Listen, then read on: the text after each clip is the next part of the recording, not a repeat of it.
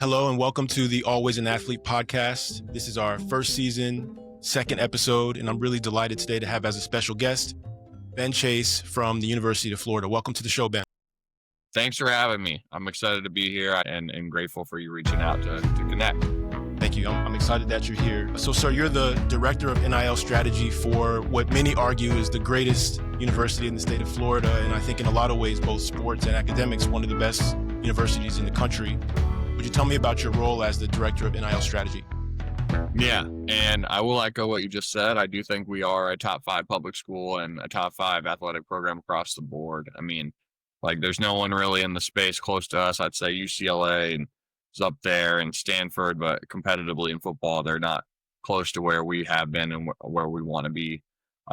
So I've been here since January 2021. I am a Gator, so I'm working for my alma mater. So I do have a little bit more probably juice in this position than most people do. It's been a whirlwind and it's never stopping. The beast just gets bigger, but it's a good kind of busy to have, right? Like I always say, I work probably 70, 80 hours a week, but I also am at my alma mater. I love what I do. I'm around young, smart, competitive athletes, Olympians, and it gives me a lot of juice to keep going for sure. That's great. And I saw in the news actually just in the last couple of days that UF struck an unprecedented deal with Chipotle. Could you tell me about that, both what the deal is and how it came about? Well, pretty funny timing for those that are watching on video. I have the Chipotle card, so every athlete gets an individual card with their name on it, unless they're an international athlete. They just get one that's blank. But yeah, it's year 2 of Chipotle dabbling into this partnership space. Year 1 with the Gators, and as you can see, my office is a mess. Behind me, if you're watching, you can see those are all the teams that I had to sort out these cards, and I'm doing individual, handouts of them over the next week or so. But it's cool because, we're lucky. They went with Ohio State last year, and my friend up there, his name's Logan, he crushes it. And it went so well that they decided to expand. So they got to Florida and Georgia, our rival, but it is what it is. And it's a really cool opportunity for every athlete at Florida to get 15 entrees. And on the back, I got to actually read it now. It says 15 entrees with up to 2 add-on items. So I'm guessing that's guac or extra meat. I don't know. Right. Per week during their season. So it's 15 weeks, 15 entrees, probably valued at $200, or I don't know how much Chipotle is these days. I don't go very often, but it's a win. I mean, I have athletes that last year when Ohio State got it, texted me and said, when are we going to get it? So right. 1 year later, we were able to do it. And it's just it's kind of one of those things where now we can mention it in recruiting, right? Hey, if you come here, this program is still around, you're going to get free Chipotle during your season. And a lot of kids care about that, the little things. It's not all about, the dollars. It's just a dollar saved, a dollar earned. When we filmed the Chipotle commercial, we had athletes walking up to Chipotle, not knowing what's going on just to get Chipotle. Right. So it was a really cool partnership, and the team at Chipotle and the marketing team behind it have been really fun to work with. Congratulations on that. So if you could expand on what your role is day to day. You work a lot of hours. You all have tremendous sports across the board. I'm going to ask you about that later, how the school has managed to achieve greatness across so many different sports. But when you think about it at the organizational level and at the individual player level, how does that strategy factor into how you spend your time day to day? Yeah, I mean, day to day, it's a roller coaster. If I did not have Outlook calendar, I would not be able to live. I help with recruiting for a lot of our different sports. And during football season, it's a lot of gymnastics, softball, women's basketball, swim and dive, lacrosse, soccer. So I'm not affiliated with one team, but I help every team in the capacity they want me to help them. I do think it's one of those things where, I've been here for 2.5 years now, and there's momentum with some programs, which is really good, but every coach is different. When I first got here, I didn't interview with every coach, so they don't know who I am, right? They just think I'm some random road trip guy or something. So it takes a little bit of time to get rapport and kind of be able to let me get in front of their potential athletes. Last thing they want to do is, they have a really good system for recruiting, and then I go in and I screw it up because I say something that's not on brand or in line with their team. So I try my best to stay on message with each coach. Like our soccer coach, for example, her message is student, person, player. So when I'm in there, I focus on preaching that message aligned with what I do on the day to day. Outside of that, I'm talking to third parties, so helping our athletes get one-on-one deals. Now with NIL Go, giving athletes feedback on how to get those deals submitted, and kind of like the back end of that. I work very, very closely, probably too closely without getting compensated, with our Learfield team, which is Gator Sports Properties. A lot of schools have, it's our MMR partner, multimedia rights. They Okay. sell our sponsorships and all that stuff. So behind me right here, if you're watching, I have the Beats headphones from our Beats deal DJ got. So this is one of 30 pairs of Beats headphones, custom made for the Gators. You can't buy these. Inside is a letter from DJ Lagway, so that's kind of cool. But yeah, it's I help athletes with signing Fanatics deals, trading cards, and also just be their friend. I mean, there's a lot of athletes on campus that are from all over the world, and not their family's not always here. I'm an only child, so I kind of think of almost 500 of our athletes as my little brother, little sister, and I go hang out in the lunchroom and hang out. And if they just want to talk about geometry, I'll talk about geometry. That's great. And your path to UF has been a very interesting one. I understand that part of your path was inspired by a conversation that you actually had with a friend who was an athlete, and that before going to college, you had a job at Walt Disney World. So would you Yeah. talk to me about what your path to being the director of NIL strategy for the legendary University of Florida Gators was like? Yeah, I mean, I'm definitely when you look up unorthodox in the dictionary, my name is probably right next to it. Right. In college, my nickname was actually the exception because I did everything a different way. But yes, going back, I mean, I didn't go to college till I was 21. I worked at Walt Disney World, Splash and Thunder Mountain, Tom Sawyer Island, and then I was a concierge at some of the hotels. And when I was there, I kind of got frustrated with one of my friends who was in college doing a college program, and she was upset about something, and she kind of like. Then I got upset, and she goes, "Well, if you're not happy with your life, you should do something about it." And that day in her apartment, I applied to go to college at Valencia College, Valencia Community College at the time, now Valencia College in Orlando. Just a small, I mean, it's a pretty big community college. Usually it feeds into UCF. Did that for spring, summer, fall, spring, and only applied to transfer to Florida. It was kind of like the dream school, if you will. I got in, ironically, on the steps outside of Magic Kingdom, which was kind of cool to find out that kind of full circle there. Yes. Went to UF, was here for 2 semesters. We went 11-1 one semester of football, and then 4-8 the next year. So it was definitely a high of highs and low of lows. And then if it was the playoff era, we would have been a playoff team, which is crazy to say. And then I went to law school at GW in Washington D.C. So that was a really cool time. I love DC. Is probably one of my favorite 2 cities. Same. And then after that, I was an attorney for a little bit. Didn't really like it, or at least it wasn't what I was looking for long term. I left the litigation side and got into NIL from a Twitter DM. DM this guy on Twitter, said, "Hey, I'd love to work with you." 30 days later, they hired me. And yeah, so I worked with that company, helped them kind of change their business model. And now they're one of the leaders in the space in their niche. And I left there after like 9 months, and then I went on. Actually, I applied for this job. My friend, she applied for it and took a job with the WWE instead. And so I applied.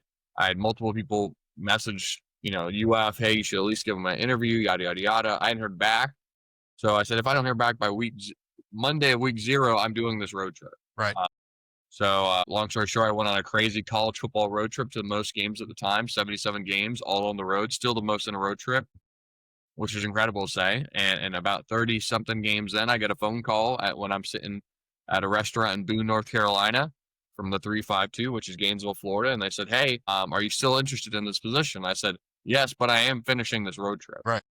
Which was a bold thing to say, but realistically, it was the end of October. I interview in November. They're not going to hire me during Christmas time, right? It doesn't make sense. So yeah, I interviewed from the lobby of Washington State and a McDonald's parking lot, and I got the job offer. Yeah. So after I saw Georgia win their second national championship in LA, I drove to San Diego for the night. Then I drove to Tucson where my apartment was, packed it up, and drove all the way back to Gainesville and started here, which is crazy to say. It's now been, 2.5 years or so. I started January 23rd, 23. So yeah, it's been a roller coaster, but it's been fun, stressful, challenging, and rewarding. That's a tremendous journey, and I'd like to ask you a couple questions that call on your experience both in NIL specifically, but also your perspective as a lawyer. So the NIL litigation in various ways is in the news all the time, both on ESPN, so it's on non-law news, but also there are a lot of legal analysis of where litigation is going to take sports. And so do you have a perspective on really any category of the NIL litigation? It could be the current cases where players who went to junior college are trying to be eligible, and at least this year, a lot of them have been successful in getting on the Yeah, field. There's the litigation about whether and how players can be compensated in the first instance. And there's at least one category of cases from athletes from my generation who weren't able to get paid during sports, but who now are going back and asking essentially whether they can state claims to be compensated for what they would have been paid if the rules had been different. So those are a yeah. couple different categories. I'm interested in your Well, I perspective on mean, them. I do think there's a lot of exposure for those that weren't in this first group of athletes to get in the settlement to try to get theirs. And whether it's from the NCAA, their conference, their university. I mean, there's a lot of lawsuits out there. I think there's one at Ohio State and some other schools of former athletes suing their university, suing their league, and suing the NCAA. But it's going to be. I mean, they all are justified, especially now with the settlement and the back payments that are kind of on hold because there's some challenges to the settlement. Right. But it's going to be a long journey. I do think there's going to be Title IX issues brought up. I do think that there's going to be this extension of what you said. The smaller schools with the 5 years or having the eligibility. I do think that we need to figure out a way to have some kind of collective bargaining. However, if I was the father of the left tackle at Notre Dame, I'm not having my son respectfully collectively bargain with a field hockey player Sure. or a competitive gymnast or whatever. Like, so there may be some kind of spin off of football, men's and women's basketball, and then maybe some like reorg of the rest of it. I mean, I do believe that we've lost about 70 D1 sports or so across the country since the settlement, which is sad to say. I mean, that's not just for the athletes, but for the coaches, the trainers. That's a lot of jobs. But Ben, there real is quick, a counterpoint to that. tell me what you mean by Of that. Lost the sports. Could you clarify that? Yeah, the teams have been cut. Right. So, like a perfect example is Grand Canyon. Their men's volleyball team, which was just in the Final Four, no longer exists. Right. Right. I got it. Right, and now that there's a counter argument to say, hey, football is subsidizing those sports anyways, and now we have to pay football, right? So that's a fair argument. They before NIL and all this, it was football pays the football builds the buildings, basketball keeps the lights on. That was what they always used to say, and like that's something where now it's like, okay, well, football builds the buildings, keeps the lights on, pays the players, and only that. Like that's probably where we're at, unless we can get to a point where there is some subsidization, maybe from the Olympic Committee. I mean, UF had 43 athletes as Olympians in the last cycle, 2024. Not all of them current athletes, but athletes we trained. And maybe we ask the Olympic Committee, who gets paid what $600 million for the rights from CBS, to get some of that money to trickle down to the schools that are training the athletes that are being put on, right, for entertainment purposes, right? So there's a lot of things that I see happening, and there's going to be more and more litigation, and I think we're at a spot right now where it's not like a great reckoning, but it's just you know, for lack of a better word, realignment, right? Like of what the priorities are. We are a nonprofit, but we've never acted, but we need to be a business, right? And at the end of the year, before NIL, like, you want to say nonprofit, so you got to build a new building or give someone a raise. But now financially, like, it's about revenue, creating new opportunities to make money, and recruiting. Like, does what you're doing now move the needle in recruiting? Does a Does a podcast studio move the needle? Does a barber shop move the needle? Like, if yes, all right, we'll invest in it. If no, let's rethink this, right? And also, are there enough athletes that are going to use those benefits for us to justify it? It's great. Great insight. And who are the people at the table for, at least for your institution, thinking about these things, both for today and the future? How does a team, how does a school, how does administration put the right players on the field to stay ahead? I mean, it's top down approach. I mean, I was just in a meeting this week with our AD, our senior leadership, and we were talking about revenue. We were talking about finding new ways to make money and also find ways to drive NIL dollars to all of our athletes. And what does that look like? Also, it's a team by team thing. Coaches were hired to coach, not fundraise. But that's where we're at. If you can't fundraise, you don't you're not going to have a team to coach. And that's an unfortunate truth, probably the unfortunate truth. And it's trickling down to every sport. We see money and dollars being thrown around in Olympic sports that you wouldn't even imagine. But that's also because that coach that's throwing that money around knows that he doesn't have a job if he doesn't find a way to get money to the athletes, right? So like it's just a wild time. But it's all hands on deck at UF. Every coach is invested. Every coach cares about getting opportunities for their athletes to help them and help their teams win. And when it comes to making decisions on who to put on the field and who whatever, like that's up to the coach. It's not like a booster saying we need to play this guy because I'm paying X, Y, Z. Like Right. at the end of the day, the coach is trying to win with the best players. That's fair. And so I'd like to transition, if we could, to what I consider to be the fun part of our interviews. I call it the mic and drill. I don't know if you played basketball growing up. Yeah, basketball is my favorite sport. Okay. Football is my favorite. College football is my favorite tradition. But yeah, the All right. mic and drill. It's where you keep doing this and you do the layup and yeah. Right. All right. Exhausting. Endurance. All right. So we'll do the mic and drill for a few questions. So my first one for you, sir, is: do you prefer high intensity training or going for a long run? Oh, that's a good question. And I know I'm supposed to give you a quick answer, but I'm an Orange Theory guy. But in the last 5 weeks, I've started running and I run 5 miles. So last week was my most miles in week, 33 miles. So I would say high intensity training is right now, but running is catching up. Okay, great. And who is the greatest football Gator of all time? I mean, it's really hard not to say Tim Tebow, but I would say Steve Spurrier because he won a Heisman here as a player, came back, won our first national championship as a coach, and set the foundation for Gator Nation. Greatest Gator basketball player of all time. Man. I'll even go top two. I mean, it's really hard not to say. Like, I think it's a cop out to say the 04s of Torian Green, Right. Corey Brewer, Al Horford, and Jakeem Noah. Those four together. I mean, Walt just made a case for it, man. Walter Clayton Jr. just put on one of the greatest individual runs in NCAA history. I mean, it wasn't like it was Steph Curry-esque on a team that could win a championship. And then my soft spot is my guy, Jason Williams. That's fair. That's fair. All right. So you've been to all these stadiums during your tour and probably since. Top 5 college football stadiums in the country. The Swamp is in the top 5. I don't think it's number 1, but it's up there. LSU at night specifically. I went to the Penn State Whiteout. That is on its own incredible. They've renovated their stadium since, so the stadium's probably good. I really, really think, like, when it comes to atmosphere, like Ole Miss is really fun. I'm saying a lot of SEC schools in Big Ten. Let me do one out west. Rose Bowl?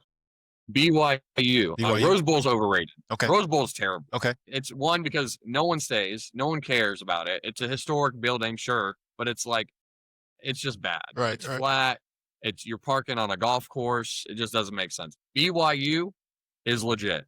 Utah is legit. Those schools, I mean, I would say those two in the West Coast are probably pretty fun. I have a soft spot for Baylor as well. That's probably 7. So drawing on your past experience, would you rather trial? I mean, 98% of cases, 99% of cases settle. I don't really do a lot, obviously now. But I do think that if I want to, if it's tough play, I just think there's a means to an ends for it. Okay, and then from your life, even before that, favorite Disney park? Animal Kingdom. I love Animal Kingdom because when I worked at Disney, it was the one park that did not remind me of Disney. And since then, they've added Avatar and some really cool stuff. So, yeah, and I just love going on safari. I love it as well. All right. So I want to ask you about your perspective on competition. The genesis and the inspiration behind creating the show was that in all the chapters of my life, both when I was playing sports every day to now where I play sports for the purpose of staying in shape, but really the competition comes through practicing law. What I've had in my mind, even at the front of my mind sometimes and always at the back of my mind, was that when I'm competing, I actually feel my best. And so Mm. I wanted to get your perspective on that idea. I call it always an athlete. It could mean something, or you may put it differently in your own life, but what does competition mean to you? Yeah, I mean, competition brings out the best in somebody. And also, when you're pushed to your limits, you really find out who you are as a person.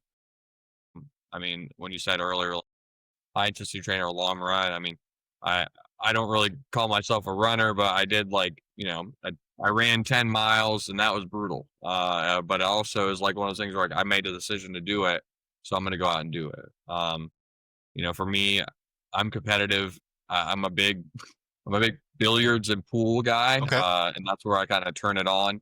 But growing up, I mean, basketball, if I missed a layup, I was the first one back on defense, and I think that that's kind of how I see life. Like when I make a mistake, you don't want to be in front of me because the next time, I'm going to be putting in the work. And I think when it comes to this space, NIL specifically, like it's one of those things where, like I said earlier, you're just feeding this beast, so there could be some kind of drain there and strain. So I'm not a big person to take breaks and vacation, but like you have to learn when it's time to like turn it off just to get refreshed. Because in a sport, like you need to have those rest times too. And I do think that that's something that a lot of people take for granted. Because when you're grinding, and you're going 9 rounds, like even in a 9 round boxing, you're taking a 2 minute rest. And I think that that's something that people don't really think about. And the burnout in this space is very high. I mean, people in my role are trying to get out of it left and right all across the country. It's a thankless job. I mean, I don't get any like bonuses or anything, which is fine, but like, it's never enough. And, it's rare. It's not rare, but like, we get an athlete $10,000 and they just think it's like a drop in the bucket for them, which is Right. incredible. Which is, I mean, it's crazy to say, but like Right. some of this money that these athletes are making, $10,000 is like not enough. Right. Wow, how things have changed from the college sports of You can't yeah, give a kid cheese on his can't get burger. anything. Yeah, couldn't get anything. So in the time we have left, I wanted to talk to you about really two more topics that I think about a lot and that I think are important to a lot of people in competition and a lot of leaders that I've met. And one of them is adversity, the other one is legacy. And so starting with adversity, Ben, are there things that you've experienced in life, either professionally or otherwise, that fuel your drive to succeed now? And then my related question with respect to legacy is, what mark do you want to leave on the University of Florida when it comes to NIL? Yeah, good question. It's fun. It's funny you have this as part of your pillars and part of the podcast. I have a saying, and I've said it since I was probably 12.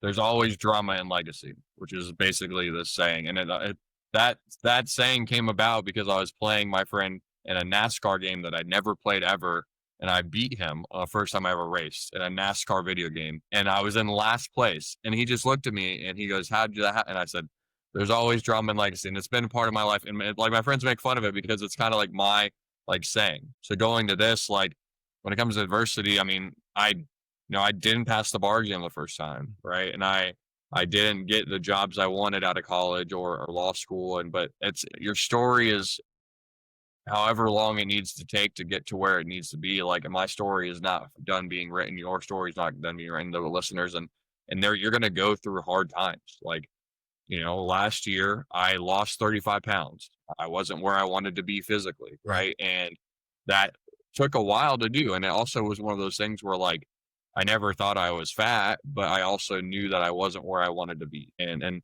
all I did is, I was going to Orchard and stuff like that. But on the days I wasn't doing anything. So every day since July 1st, 2024, I've walked 5 miles a day, Wow. if not run now. Every day. I haven't missed a day. Like I'll go to NACTA, be out until 2 a.m. and walk 5 miles after that in the lobby of the hotel. So I'd say that's on the adversity side. I mean, the bar exam thing really sucked. Not passing the bar the first time, I was like 2 points away, and um, Gotta wait it six was months. yeah, exactly. It put me yeah, I mean, it was a great reset. It Right. put me behind, but I wouldn't be where I am without that failure, and I wouldn't be who I am. I mean, again, I didn't go to college till I was 21, so like every story is different. And when it comes to legacy at Florida, if and whenever I leave, I want people to say, "Hey, Ben was someone who gave it his all, and he never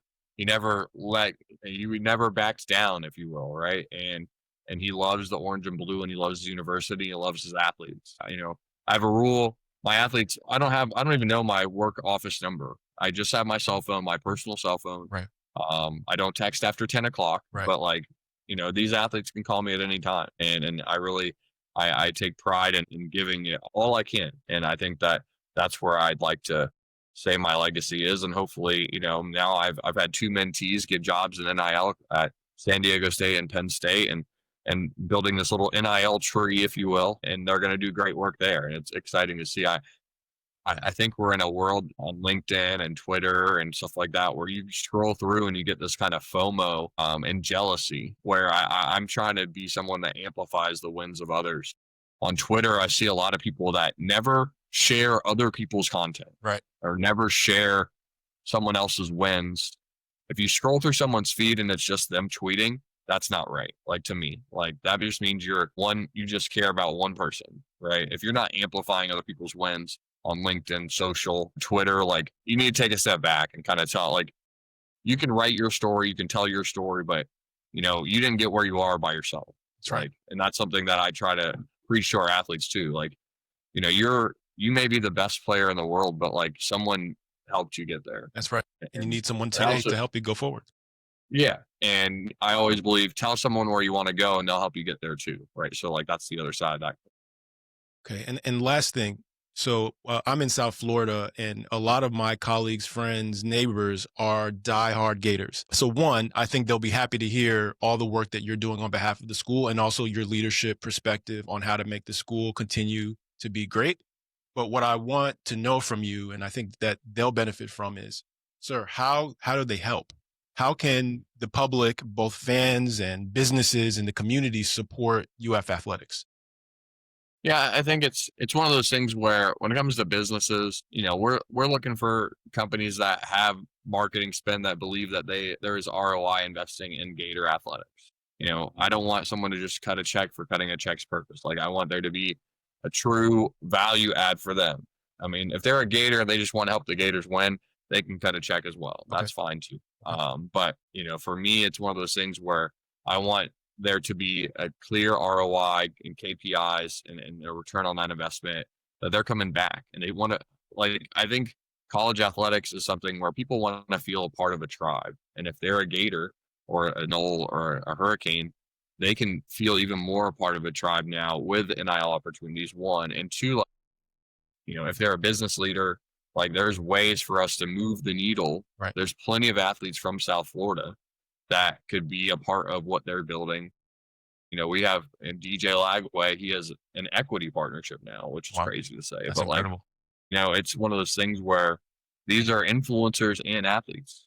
We have gymnasts that have over 100,000 followers on Instagram with international appeal. Depending on the product or business, like, that's something that could really move the needle. I'll end with this, and whatever your last questions are. Like, we had a gymnast who sold over 10,000 hair bows, 1,000 leotards, has bought 2 houses in Gainesville in this market. She's now a landlord. She also was an alternate in the Olympics, so she went to Paris, and she's pre-med. So like, that's a story that needs to be told, because that's like, she's done it all. And for those that don't like NIL and think that there's a lot of bad things, like, none of those things she would have just been an alternate in the Paris Olympics. Instead, she's a business owner. Her nickname is the CEO. She hired her mom. It's just like an incredible opportunity when the athletes really take advantage of it. That's so amazing, and really that is legacy in action, both for that athlete, but also for the university. I think universities have always looked and had an incentive for their athletes to succeed after school. but the ability to have even the basic resources of the $10,000 on up to developing a business while you're in school is really amazing. And I congratulate you for that. And I congratulate that athlete as well. And I really appreciate your time. I appreciate your contribution to the University of Florida. I appreciate you joining the show. This has been the second episode of the first season of the Always an Athlete podcast with the great Ben Chase, Director of NIL Strategy for the University of Florida. And I thank you, Ben, for your time. Thanks for joining me. Thanks for having me, and go Gators. Hope to see the next few episodes and seasons as they come out. Thank you, Ben.